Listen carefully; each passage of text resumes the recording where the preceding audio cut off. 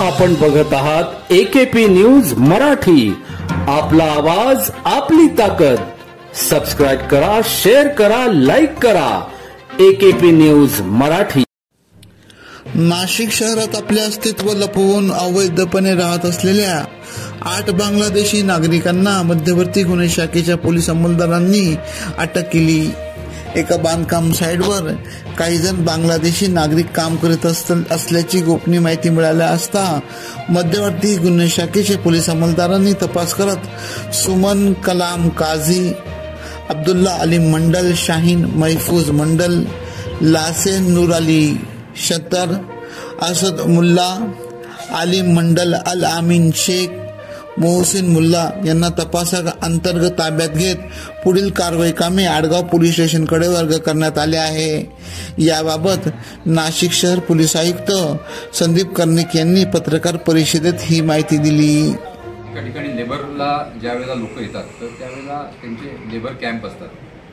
तर ह्यामध्ये लेबर कॅम्पमध्ये त्यांची घरं असतात. त्यामध्ये सर्वच प्रकारचे लोक, जसे 600 लोक एकत्र आहेत, त्यामध्ये 50 लोक एकत्र असतात, तरी 600 लोक पण एकत्र ते, कारण एकत्र अरेंजमेंट्स त्यांची केली जाते. तर अशा प्रकारचे अरेंजमेंट्स, कॉमन अरेंजमेंट्समध्येच हे लोक राहत होते. कारण हे खूप वेळ आपल्याकडे तसे काही जणांचे जे 7 जण आहेत त्यांचे 1 महिना 2 महिना अशा प्रकारचं वास्तव्य या ठिकाणी आहे. तर आत्तापर्यंत यांनी ह्या लेबर कॅम्प्समध्ये वास्तव्य केल्याचं आपल्याकडे निष्पन्न होतं. तर मागच्या काही दिवसांपासून मागच्या काही दिवसांमध्ये ज्या काही घडामोडी झालेल्या आहेत, त्याचबरोबर ज्या काही केसेस इतर जिल्ह्यांमध्ये झालेल्या आहेत, त्या पार्श्वभूमीवर एक संपूर्ण अलर्ट महाराष्ट्र पोलीसमध्ये अवैध बांगलादेशी नागरिकांच्या विरुद्ध आहे. माननीय पोलीस महासंचालक महाराष्ट्र राज्य यांचे तसे इन्स्ट्रक्शन्स आणि ऑर्डर्स आहेत आणि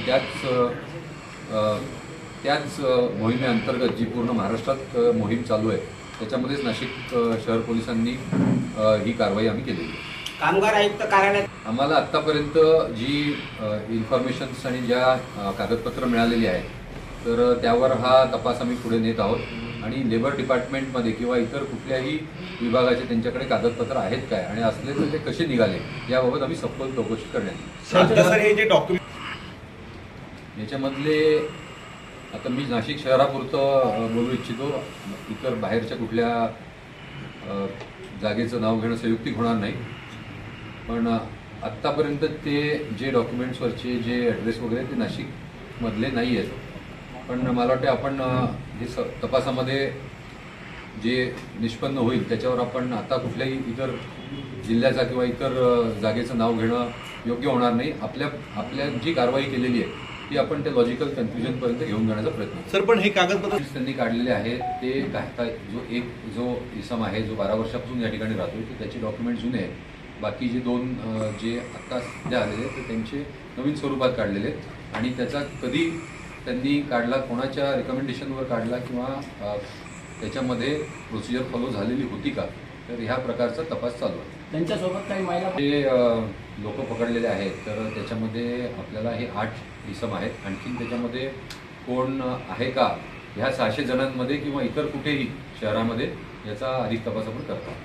तर आता एक मोठी केस झालेली आहे आपल्याला, ही गुप्त माहितीद्वारा आपल्याला झालेली आहे. पण हा एक वेकअप कॉल आहे आपल्यासाठी, दिस इज अ वेकअप कॉल. त्यामुळे अशा प्रकारचे जे सर्व कुठे कुठे काम करणारे इसम आहेत आणि त्यांना एम्प्लॉय करणारे कॉन्ट्रॅक्टर्स असतील किंवा इतर कोणी व्यावसायिक असतील तर त्यांना आपण विश्वासात घेऊन त्याचबरोबर हे सर्व जे लोक काम करत आहेत नाशिक शहरामध्ये तर त्यांच्या चेकिंगची मोहीम नाशिक शहर पोलीस राबवणार आहे. ज्या कन्स्ट्रक्शन साईटवरती हे लोक सापडले, आता आपण इंडिव्हिज्युअल लोकांची नावं घेणं संयुक्तिक होणार नाही. पण आडगाव पोलीस स्टेशनच्या अंतर्गत ही केस झालेली आहे आणि ह्याचा तपास आम्ही आडगाव पोलीस स्टेशनचे सिनियर पी आहे जे की ATSला आपल्याकडे इन्चार्ज होते आणि ATS करून आलेले आहेत. त्यामुळे आम्ही हा तपास त्यांच्याकडे केलेला आहे. आणि माझी आपल्याला विनंती राहील की माझ्या मागे उभे असलेली ही सर्व मंडळी जी आहेत, म्हणजे माळीसाहेब आहेत, नंतर हे जे आपले काही अंमलदार आहेत तर ते सर्वजण त्यांनी खूप ही केस वर्कआउट केलेली आहे. तर आपण त्यांनाही जरा आपण विचारावं, त्यांचीही आपण जरा बाईट घ्यावे आणि त्यांनी केलेल्या कामाला जर आपण आपल्या माध्यमातून प्रोत्साहन दिलं तर मला वाटतं आणखी अशा खूप कारवाया होतील. AKP न्यूज साठी ब्युरो चीफ अनवर खान पठाण, नाशिक.